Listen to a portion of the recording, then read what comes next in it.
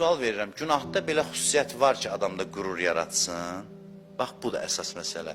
Bu adam şəxsiyyətsiz adamdır. Şəxsiyyətsiz adamdır. Başlayır o şəxsiyyətsizliyini örtbasdır eləmək üçün qürurlu sifət eləyib gəzir belə. Bax, bu çox incə psixoloji məqamlardır.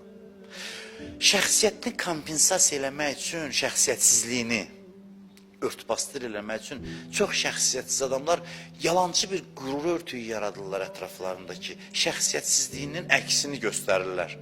Halbuki özü də bilir, şəxsiyyətsizdir.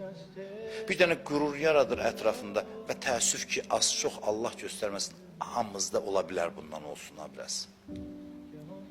Şəxsiyyətsizliyi qürur, təkəbbür vasitəsilə kompensasiya eləyir.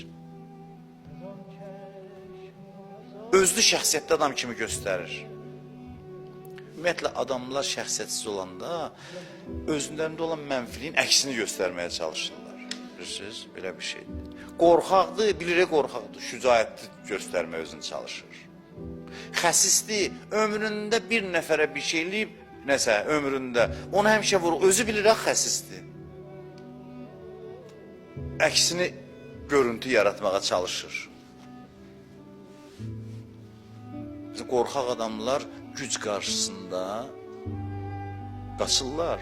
Elə ki, gücə çatdılar, qisas alırlar, namərd deyilirlər. Qorxaq adamın xüsusiyyəti budur.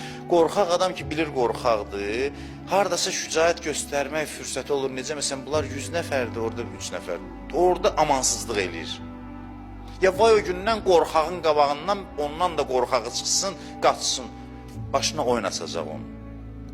Amma şücaətli kişilər belə deyil. Şücaətli heç kimə heç vaxt arxa çevirib qaçmır, amma güc əlinə düşəndə də elə vurmur.